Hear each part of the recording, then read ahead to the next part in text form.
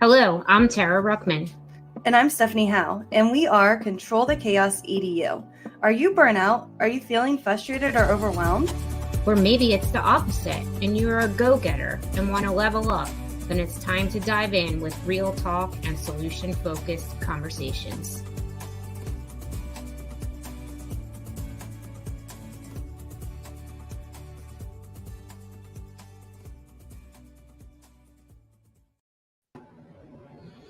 Hello, and welcome to today's Control the Chaos conversation. So, it is holiday time. If you are in the United States, you could be 5 or 10 pounds heavier than you were recently because we Thanksgiving. If you are a person that doesn't worry about their diet over the Thanksgiving holidays and eats whatever they want, right? So now it's time to roll into the winter break. And this is the time of year that kids get really excited. They do not sustain their attention. There's so much going on in the schools.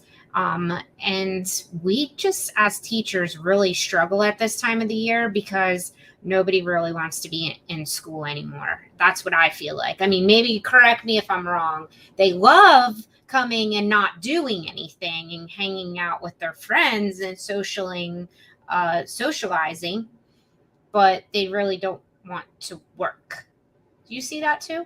Yeah. And I think I felt it too because I was exhausted by this time because the first half of the school year, your only break is Labor Day and Thanksgiving. Yeah. And that's it. I mean, after Christmas, you've got Martin Luther King Day, you've got spring break, you've got a lot more breaks.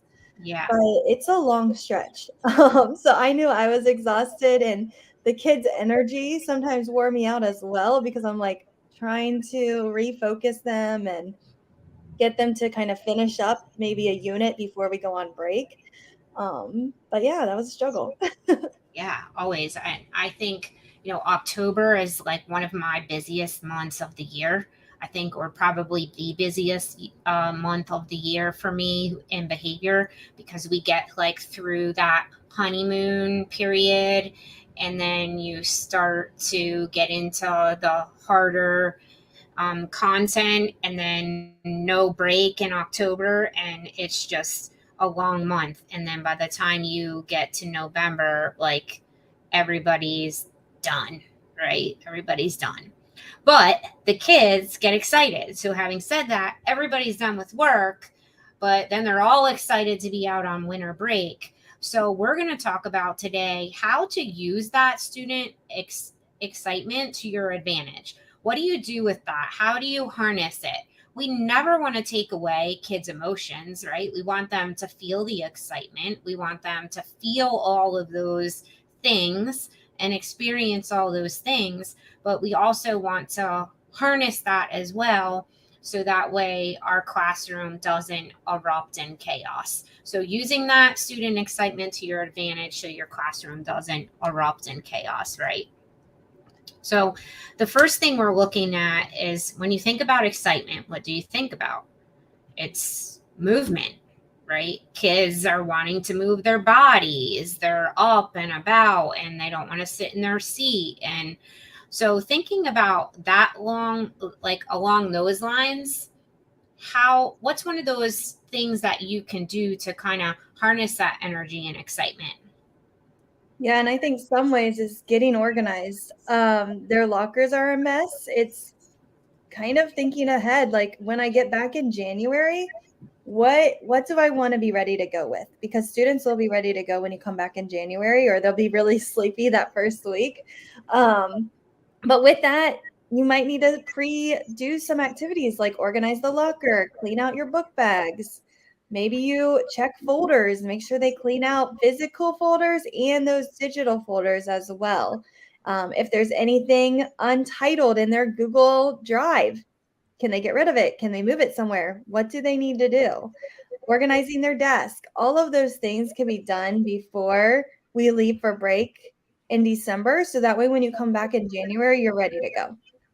I mean, I think those are all great suggestions. We're talking about a lot of executive functioning skills there when we're talking about organizing and cleaning and then just planning ahead, like explaining the why of it to the kids, right? Like we're doing all this because this is like our fall winter cleaning, right? We're just preparing when we come back to start fresh, and so we have that excitement. We're looking for that movement, and doing all of that organizing and cleaning out the backpacks and cleaning out the lockers, all of those things, students are engaging in some type of movement. So it's like a twofold. You get the movement, you get some positive things done, some cleaning up, some preparation for the new year. So it's like a win-win-win for everybody. Yeah, and I think too, movement. Think, can you go outside if the weather's not too bad? Now, Ohio, you might not be able to, but is there a chance where students can go for a quick 5-minute break or 5-minute walk? Is there a time where students, we did this before, where they listened to a podcast and they walked around the building while they were listening to it? So think about all those different ways if students are able to get up and move. Maybe they do a four corners activity where they stand up and they go to the corner that they want to answer or agree with, and then they can discuss about that answer as well. Yeah, and I love the Scoot game. That's like one of my favorites, and you can apply it to anywhere. But having those questions all around the room and having a timer, so you're working on that timer piece, that time management, and the task initiation, because you're getting that quick answer out, and you're incorporating movement, and you're harnessing some of that excitement of students. You can play a holiday Scoot, or you can sum up a lesson with it, kind of a review Scoot. So if you're finishing up your lessons and winding down for the year between the holidays, it's summing that all up. Scoot can be used in so many ways, and it's so simple. And it incorporates so many things for students. So, that's just one type of movement, but there's so many other games that you can think about, that you can plan, like those structured activities that have movement. I do love that with the podcast. When you did the podcast and walking around, was it like, all around the school, or was it like a class or a team, or what did that look like? Yeah, with the podcast, what we did is it was actually Pickerington created podcast. So it was like a whole project. So 3 people created a podcast. It was for ELA topics. And there was a student option. They could pick Mr. Moore, who's a principal, and then they could also pick one other student podcast that was created. And so the students had 3 different choices, and it was similar content, just the way that it was presented might have been a little bit differently. And what they did is I did small groups. So we had whole class, and we kind of did it as like station rotation model, where one group of students was working on an activity, another group was maybe completing iReady, another group was meeting with the teacher, and then there was the podcast group. And the podcast group, what we did is we just kind of created, they had to walk with the group because it was a new activity. Like we walked down to the gym, and then we walked around our pods. And I think we were able to do 2 laps around the entire school. We did it inside because it was cold. But yeah, it was a lot of fun. The kids liked it. And then when they came back, they were able to write like a quick summary about what they learned. I love that you implemented that into station rotation, that kind of blended learning model. And that's super cool. Now, did you guys provide all of the headphones, or did you talk to kiddos and students and have them plan to make sure they had their own headphones with them? Yeah, we wanted them to have their own headphones so they were able to have them available. Now there are kids that still don't have headphones. So what we did is we have like a stack that they can borrow and check in and check out. So that's what those students use. So we had enough headphones. We used iPads at the time, which we don't have anymore. So it's kind of weird now because the kids would carry Chromebooks around the school. So we haven't figured out the logistics since the iPads have been taken away. Oh, those are some great ideas. So adding movement into your station rotation. I mean, I love that. That is a super great way to provide that movement and, harness some of that, still allow this excitement to happen, but still harness some of that excitement when you get into um, that busy time of year. Now, thinking about also group projects. We talked about this earlier, kind of like pre show, and things that you could do for group projects. One of the things that we discussed, and I don't know, to me, I have never actually implemented this into the classroom. So this is just an idea. So if you try it, please share it with us because I haven't actually done it. And if you try it and it fails, please share your fail with us so that we can actually see and kind of tweak the idea and work it out. But we always have holiday themed parties, holiday themed get-togethers, that type of thing going on at the holiday time. So how about allowing students to be a part of organizing that? Have you ever done that, Steph? I have not, but I could definitely see it coming alive in the classroom because you've got all kinds of different students. You've got students that like to decorate. You have it's like giving them all a job role within like a different environment. And so I think it could be really fun to see their strengths come alive. Yeah, I think it would be. I mean, there's so many executive functioning skills within like in an event planning because it's almost like a mini event planning, right? Like you're planning the holiday theme party. But you have like a group that does games. And in my head, I was thinking, well, if you have small groups and each of them plans like a minute to win it game, and then they created the directions and the rules and, got the materials and the supplies and everything already and had all of that and the student expectations. So we have all of this. They were able to practice like teaching the expectations of the game, teaching the rules, saying how you win, and then playing the game and partaking in the game. Like how fun would that be? How much ownership would the students take if they all got to play a game? And then like you said, you might have a group that are really into decorating. So maybe they get, maybe they have a budget and maybe parents donate money or donate decorations or the combination of the two, and they get on Amazon and like see how much decorations cost, and then you bring the math into it. Yeah, there's so many ways you can go with this. I mean, I'm excited. Now we're going to have to make a template. I'm writing it down right now that like having your class organize your holiday parties. Yeah, But for sure.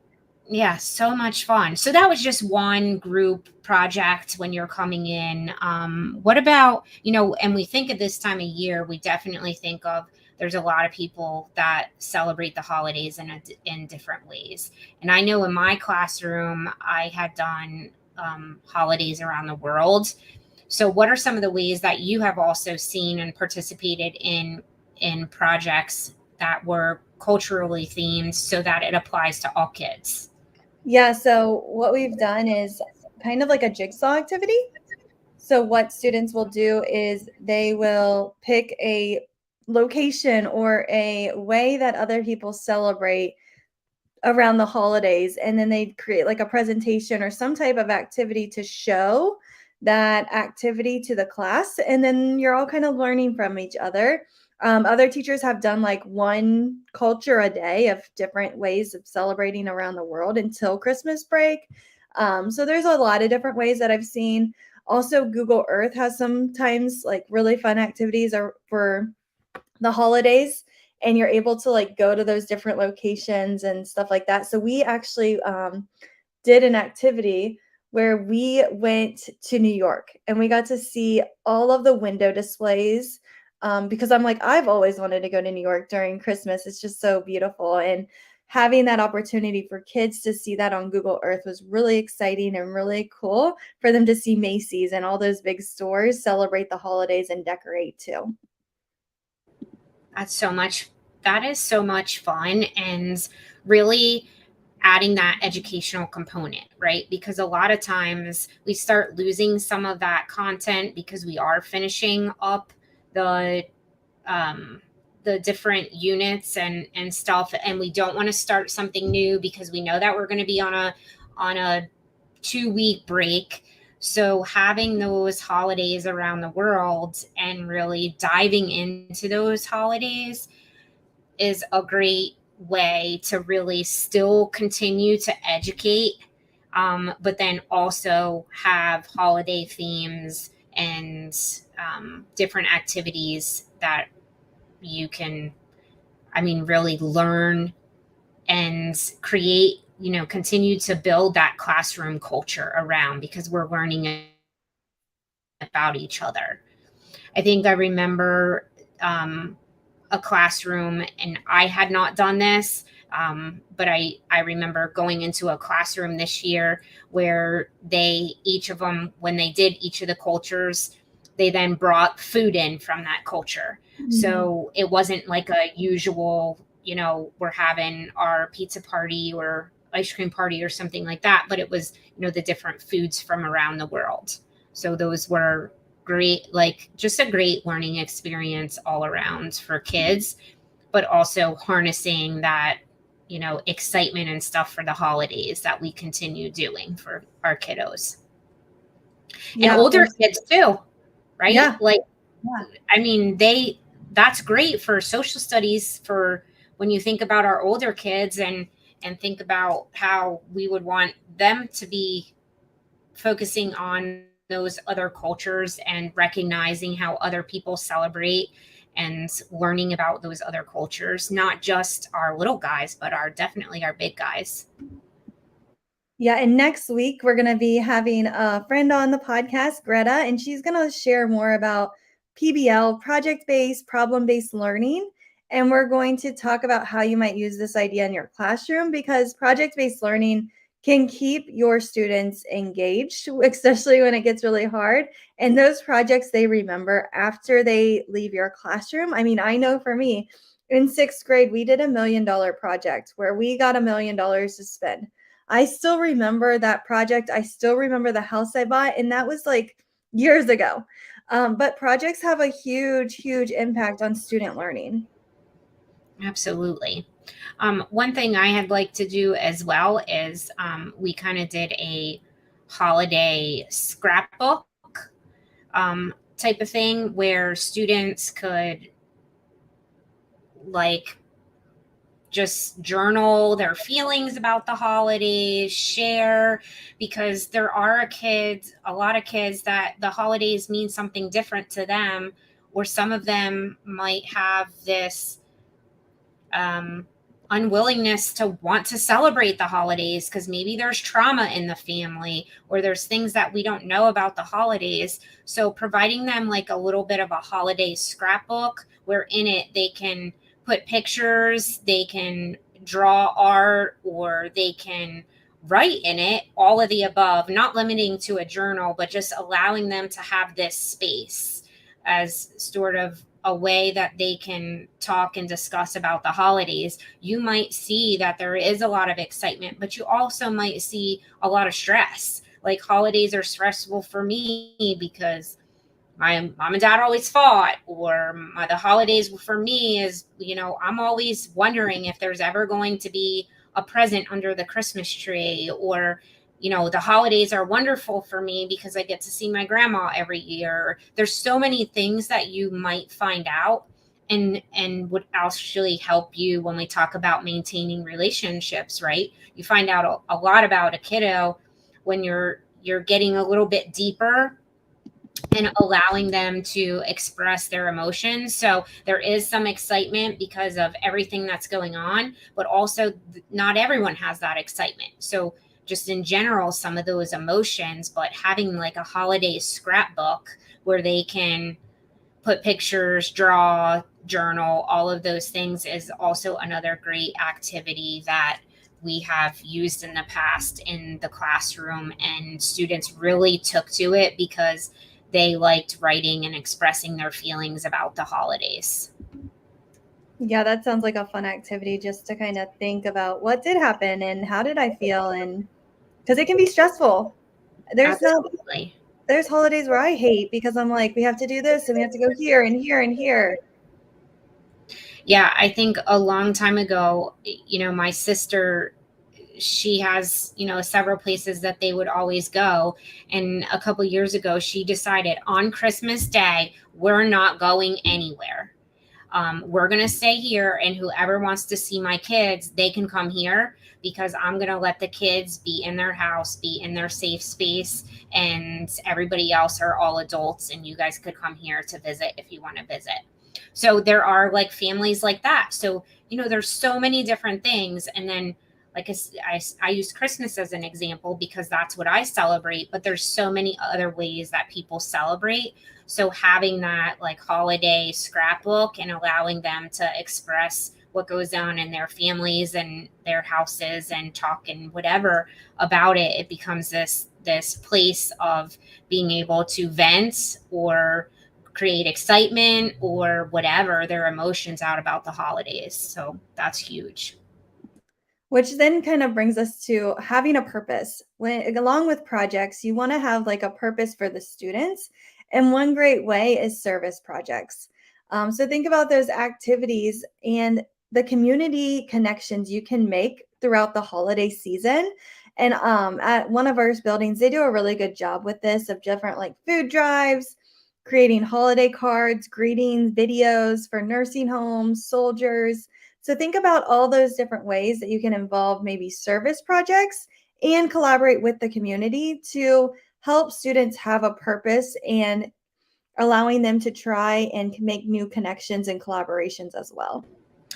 I know one of our classrooms in one of the schools that I have worked in, they have some students with multiple disabilities. And so they had some life skills time, and they offered staff to come in or to bring presents in to wrap. The staff would bring in the presents, the wrapping paper, the tape.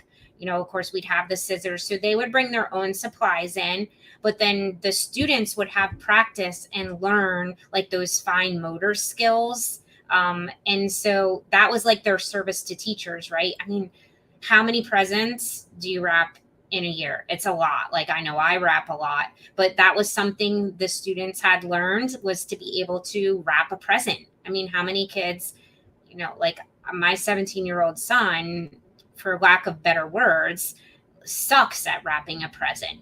We never practiced that. But I told him last year, I'm like, you are wrapping these presents because you know what? One day you're going to be a dad and you're going to have to play Santa Claus. So you need to learn to wrap presents. So it was really cool that the students were learning some of those things, and it was helping teachers as well. So it wasn't necessarily a service project for service out in the community, but it was definitely servicing and supporting teachers, and teachers were supporting students.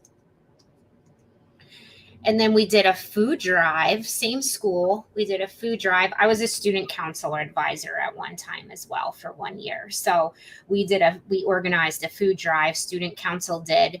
And, there was a competition throughout the school. So each classroom was competing, for what we brought in. And it was that school wide service project, right? We talked about it every day on the announcements. We planned for it. The kids were able to create flyers for it, hang them up around.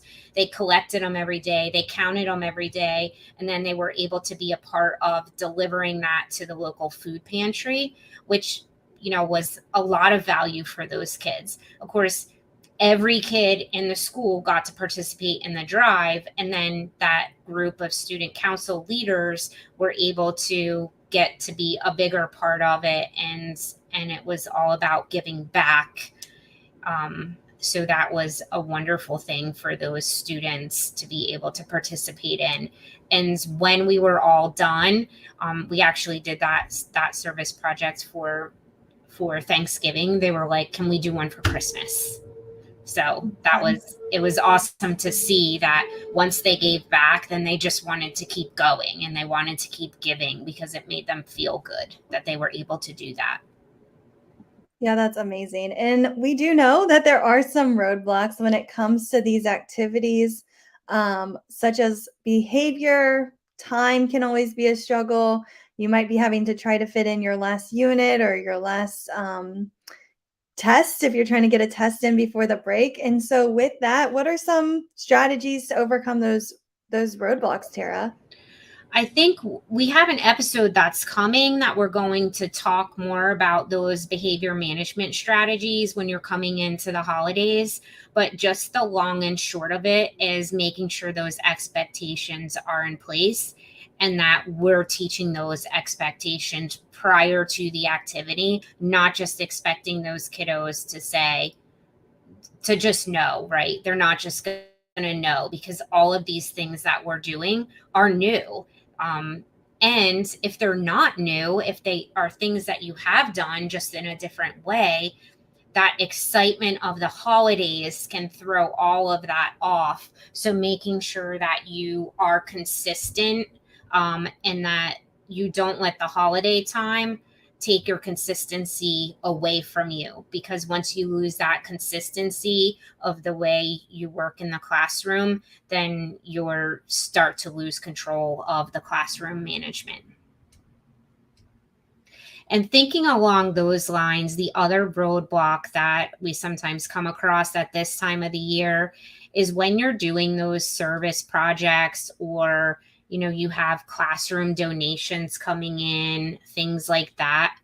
One of those roadblocks to be cognizant of is that not everybody has the money to be able to donate, or the funds, or whatever the case is. Like maybe they don't have the time. Maybe mom's working double shifts because she's making, trying to make extra money for the holidays, or dad is. But so maybe it's not even about the money. Maybe it's about the time, or people get really busy. Maybe it's not work at all, but they're out Christmas shopping. They're out shopping for different things. The stores are busy. Life gets crazier around the holidays, no matter what type of holiday you're celebrating, right?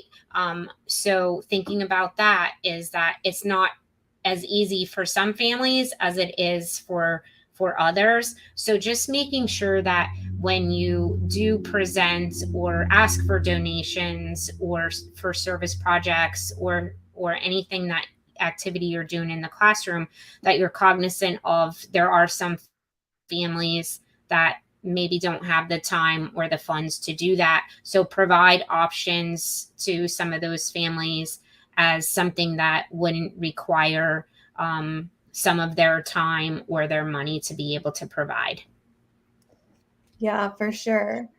So your action item this week is to think about what we talked about and use that excitement. How are you going to use that excitement in your classroom? What are you going to try? Are you going to try movement? Are you going to plan structured activities? Are you going to do group projects or maybe some service projects? And we want to know. So share with us, or maybe you're going to have a completely new idea that you might have come up with or you've used in the past that works. We want to hear that idea as well. So share it with us on social media, and make sure that you like, comment, subscribe, leave a review, and share this podcast with somebody, because we want to grow in our community and we want to get to know other educators as well. And until next time, control the chaos. Thanks for listening to Control the Chaos EDU. Check out the description for show notes. We look forward to connecting with you on social media. Subscribe to the weekly podcast so you never miss an episode. Control the chaos. Until next time.